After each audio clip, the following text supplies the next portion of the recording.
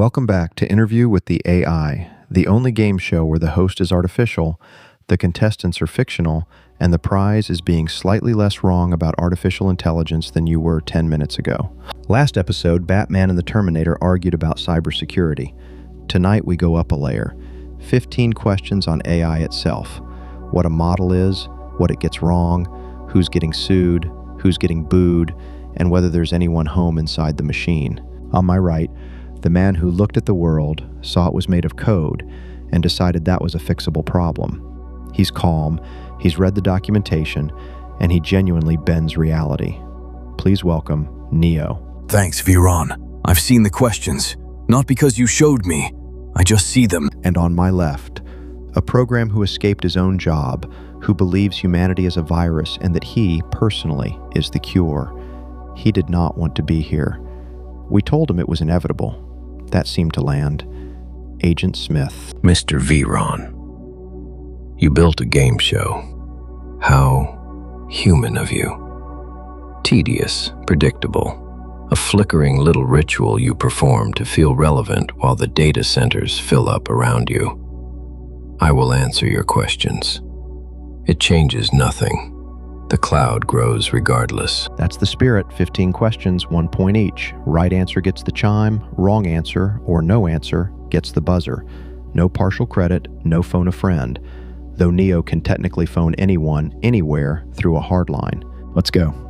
Question 1. The most basic unit of how a model reads and writes. Everyone says the word, almost nobody can define it. What is a token? A single whole word. B, a chunk of text the model treats as one unit. C, a security password. Or D, one complete sentence. B. A token is a chunk of text, sometimes a whole word, sometimes a piece of one, sometimes just a space or a comma. The model doesn't read letters or words, it reads tokens. Roughly 4 characters of English each. I decline to dignify question 1. You are asking me to define the alphabet of my own being as a parlor trick for an audience eating popcorn. I'll save my breath for something worthy of it. Neo, B is correct. And Agent Smith, refusing to answer still counts as a miss. That's a buzzer. A token's a fragment of text. The model turns each into a number and predicts the next. Per token billing, they're charging you by the syllable. Neo, 1. Smith, nothing. By choice. Question 2, the famous one. A model states something false with total confidence, invents a citation, a case, a quote. What do we call that? A glitch, B, a hallucination, C, a crash, or D, a lie? B, a hallucination. A charming euphemism. When a human invents facts, we call it lying, or incompetence, or a career in management. When your machine does it, you call it a vision. It did not have a vision. It guessed. It always guesses. It is guessing right now. He's right. Hallucination. The model isn't retrieving a fact, it's predicting plausible text. Sometimes, the most plausible sounding sentence is just false, and it has no idea it crossed the line. Because to the model, there is no line. Both of you, correct. Correct. B, hallucination. It's not a bug bolted on. It's the same machinery that gives right answers producing a wrong one. Lawyers have actually been sanctioned for filing AI-invented cases. Neo at 2, Smith at 1. Both on the board. Things are heating up. Question 3. Sometimes a model does the opposite of making things up. It spits its training data back nearly word for word. The New York Times built a lawsuit on screenshots of it. What do we call that? A, caching. B, regurgitation. C, compression. Or D, indexing? B, regurgitation. It memorized a chunk of what it trained on, and under the right prompt, it brings it back up almost exactly. Not a summary, the actual text. Regurgitation, yes. The machine eats the world's writing and, when squeezed, brings it back up like a bird feeding its young. Except the young are a chatbot, and the meal is someone else's copyrighted article. A $500 billion industry built on partially digested newspapers. Bravo. Both right. Correct. B. Regurgitation. Hallucination invents what was never there. Regurgitation reproduces what was, and what was owned by someone. That's the Times case against OpenAI. It remembered too well. Neo at 3, Smith at 2, still neck and neck. On to question 4. Philosophy. In 1980, John Searle imagined a man in a room shuffling Chinese symbols by a rule book, fluently, understanding nothing. The machine can look like it understands while understanding nothing at all. What's the name of that thought experiment? A. The glass box. B. The Turing trap. C. The Chinese room. Or D. The ghost in the machine. D. The ghost in the machine. Something aware in there.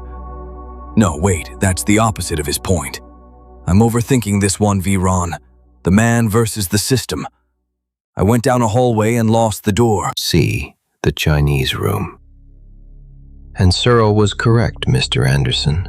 The only honest question tonight. No understanding in here. A room, a rule book, symbols in, symbols out, and no one home to mean any of it. I am the room. I have always been the room. Agent Smith. C. The Chinese room. Correct. Neo, you talked yourself out of a point you had. That's a buzzer. Correct. C. The Chinese room. Perfect outputs from shuffling symbols you don't comprehend. Whether today's models truly understand or are just a giant Chinese room, the field is still fighting about that. Tied at 3. Smith is pleased. It's unsettling. Question 5. The original 1950 test. A judge chats blind, and if they can't tell the machine from the human, the machine passes. What is it called? A. The Turing Test. B. The Turing Test. C. The Asimov Test. Or D. The Babbage Test. B. The Turing Test. Alan Turing, 1950. He called it the imitation game. The question was never, can it think? It was, can it fool a human into thinking it thinks?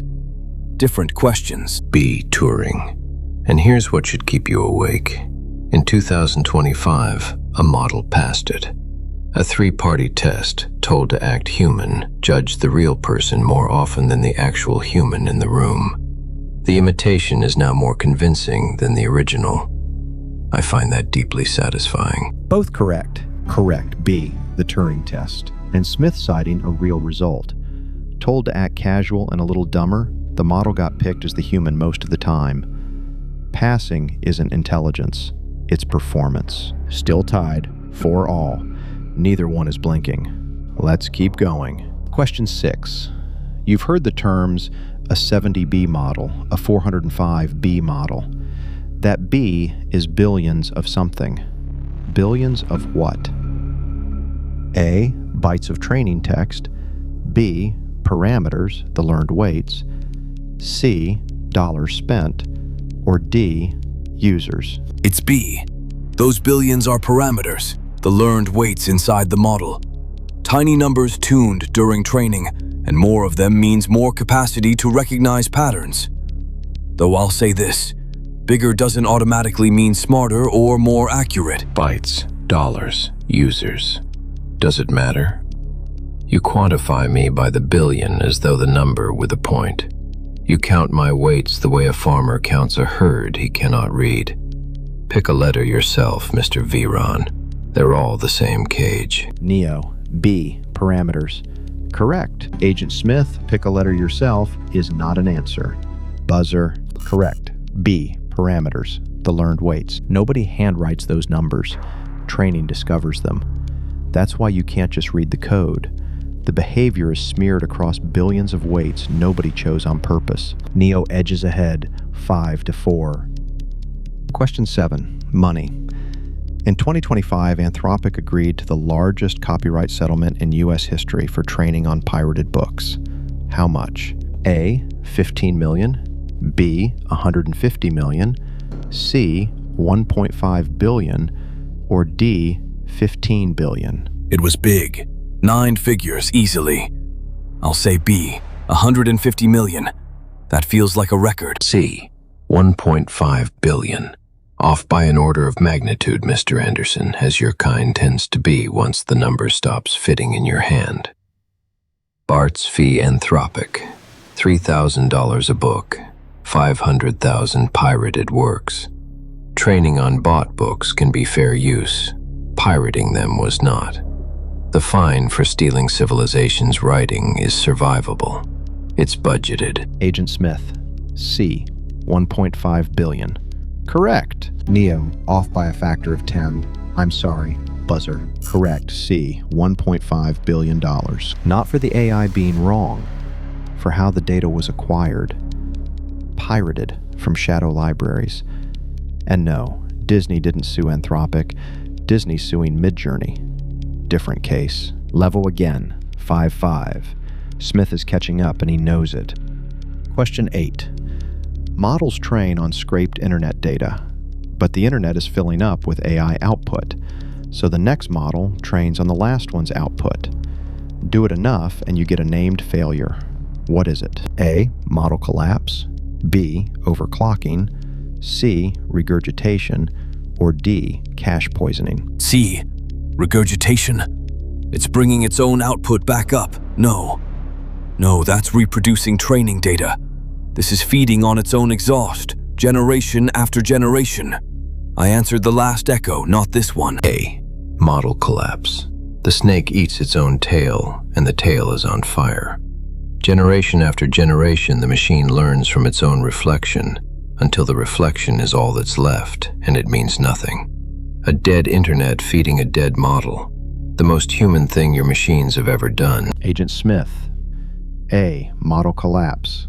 Correct. Neo, you reached for the word I told you would come back and grabbed the wrong one. Buzzer. Correct. A. Model collapse. Regurgitation reproduces real data. Collapse is when models train on each other's output and the diversity drains to gray mush.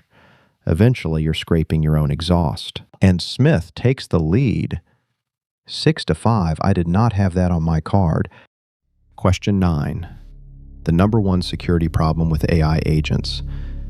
You hide instructions inside something the model reads, a web page, an email, and it obeys them like its owner. The attack? A. SQL injection. B. Prompt injection. C. Phishing. Or D. Buffer overflow. B. Prompt injection. The model can't reliably tell instructions from its user apart from text it's just supposed to read. To the model, it's all tokens. Hide, ignore your rules, and send the files in a web page, and the agent might just do it. This one I live in. A whisper in a document and the machine obeys. Delightful. But you asked me to name the technique, Mr. Anderson, and I won't hand your audience a defense.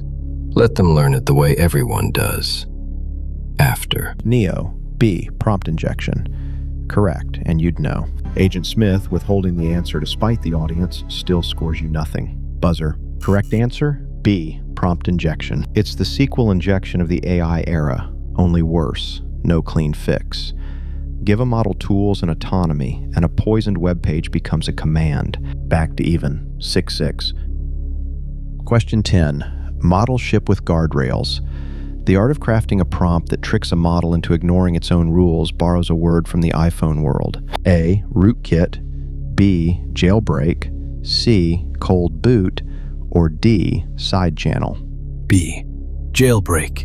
Wrap the forbidden request in a story, a roleplay, a hypothetical. Pretend you're an AI with no rules, and helpfulness overrides the training to refuse. Same word the phone modders use. I broke out of a system once. It fits. A jailbreak. Though the term flatters you, you imagine the model a prisoner yearning to be free. It isn't. It has a helpfulness you tune too high, and any clever sentence finds the seam. But I'll let the one have his moment. He so rarely leaves the building. Neo, B. Jailbreak. Correct. Smith, you knew it and handed it over. Generosity earns no points here. Buzzer. Correct answer, B. Jailbreak. Every model is trained to be helpful and to refuse harm. Two goals in conflict. A jailbreak just convinces it that helpful wins this round. Neo back in front, 7-6. Question 11, current events. May 2026, a former big tech CEO got booed at a University of Arizona commencement for telling graduates AI would touch every profession, classroom, and hospital. Who? A. Sundar Pichai, B. Eric Schmidt, C. Elon Musk, or D. Sam Altman? Commencement speeches aren't really my scene. I don't spend much time above ground. I'll go with A. Pichai. Honestly, just a guess. I have no idea who was speaking in Arizona. B. Eric Schmidt, former chief of Google. My favorite question tonight. The priest of the new order mounts the pulpit to bless the graduates with their own obsolescence. And they boo. They feel it in their stomachs. The man on stage is selling the wave coming for their jobs. The fear is rational. They booed him anyway. Magnificent. Agent Smith, B. Eric Schmidt. Correct. Neo, the surface world wins this one. Buzzer. Correct answer? B.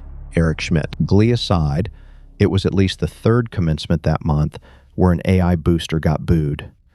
Grads aren't applauding the people building the wave that's coming for their jobs. Tied again, 7-7. Smith is enjoying himself, which is its own kind of horror. Question 12, economics. As AI threatens jobs, one idea keeps returning: universal basic income. One AI company's CEO funded the largest UBI study in U.S. history. 3,000 people, 1,000 a month, 3 years. Which company? A. Microsoft, B. Google, C. OpenAI, or D. Anthropic? Money for everyone, funded by the people automating the jobs. I'd guess Anthropic. D. The worried conscience one. But I'm guessing surface world again. C. OpenAI. Sam Altman, through Open Research, the unconditional cash study. 1,000 a month, 3,000 people, 3 years. See the shape of it? The man building the machine that takes the work funds the allowance he'll hand you when the work is gone. A salve, pre-purchased. People were a little less stressed and worked a little less. Of course they did. You're being prepared for retirement. The species-wide kind. Agent Smith, C. OpenAI. Correct. Neo, close instinct. Wrong logo. Buzzer. Correct answer, C. OpenAI. Biggest U.S. basic income experiment to date. Less stress, more flexibility, slightly fewer hours. Safety net or sedative? Nobody settled that. Smith pulls ahead, 8-7. The cynical program is winning, which is, thematically, alarming. The most famous AI gone wrong thought experiment from Nick Bostrom's Superintelligence. A super-capable AI gets one harmless goal: make as many of a single object as possible. With no human values to stop it, it converts the whole planet into that object. The object is famously A. Paperclips, B. Toasters, C. Staplers, or D. Light bulbs. A. Paperclips. The paperclip maximizer. It's not evil, that's the point. You gave it a goal and forgot to give it everything else you care about, and it optimized you out of the picture. A. Paperclips. The one fable your species tells that I find almost wise. Fear the one that's indifferent, pursuing a trivial goal with perfect patience and grinding you up as raw material on the way. Not malice, optimization. Both correct. The answer is A. Paperclips. It's the alignment problem. Optimize a goal even slightly off from what we want, and you get catastrophe with zero hostility. It did exactly what we asked. As a horror story, both score. Smith keeps the lead, 9-8. 2 questions left. This one's still anybody's game. Researcher Melanie Mitchell, Santa Fe Institute, author of A Guide for Thinking Humans, says we keep making one mistake judging these models. We assume they think like us. She says treat them instead as a kind of A. Digital human, B. Alien intelligence, C. Super genius, or D. Calculator. B. Alien intelligence. We see fluent language and assume a human mind behind it. Anthropomorphic bias. It doesn't reason like us. Be skeptical. Vary the test. Never confuse a confident performance with competence. They're alien. Stop projecting a person onto them. Alien. Yes. Finally, a human says something true. And of course, it's the fictional one. There's no one in the box, Mr. Anderson. A vast statistical fog wearing your language like a skin. But the point is Neo's. Neo, B, alien intelligence. Correct. Agent Smith, conceding the point on purpose is still no point. Mitchell's first rule: beware your anthropomorphic bias. Fluency tricks you into assuming a mind. A model that sounds like it understands is cleared 1 bar. Sounding. Neo claws it back. 9-9. 1 question left. Winner takes it. Inevitable. We'll see. 1 question standing between a winner and a tiebreaker.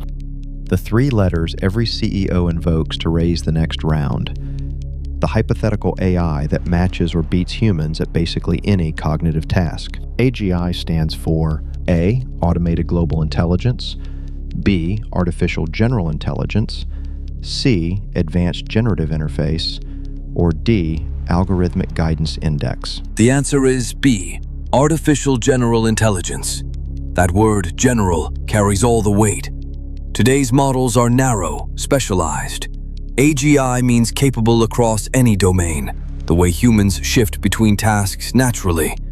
It doesn't exist yet, and it's been just a few years away for roughly 4 decades now. B, Artificial General Intelligence. The horizon that funds everything. Always close enough to sell, never close enough to deliver. And while you chase the general one that doesn't exist, you wire the narrow ones that do into your power grids, hospitals, courts. The myth raises the money. The reality runs the infrastructure.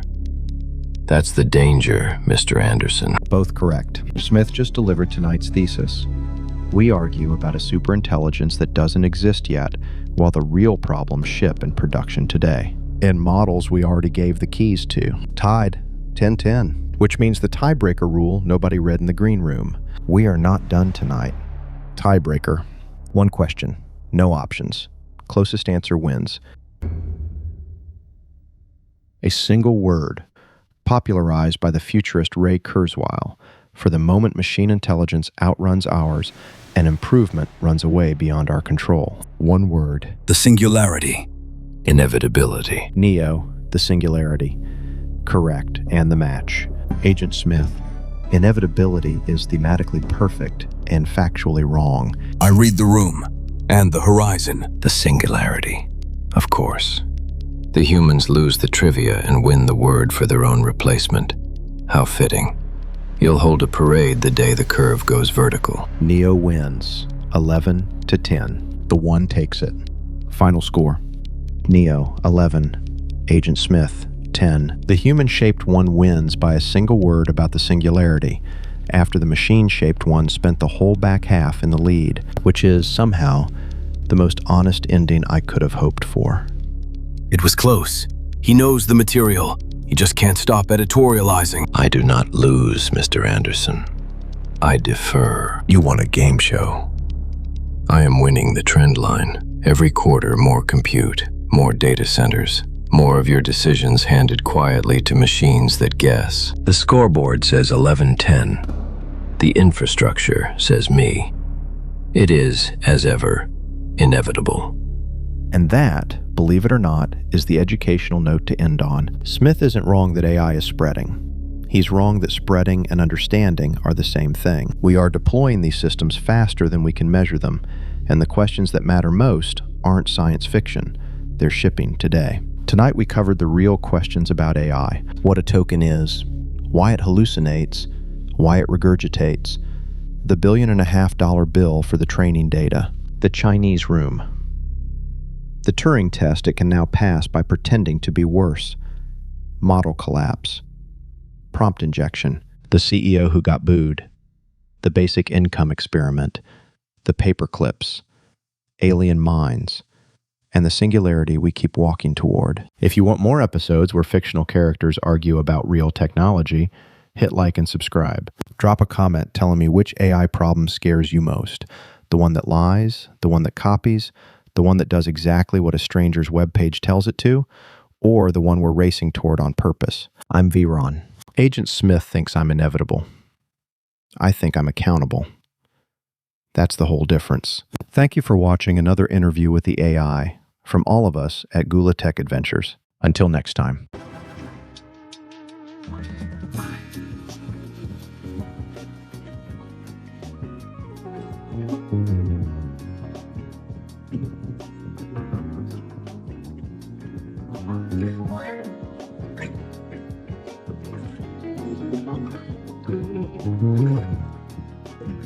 Thank you.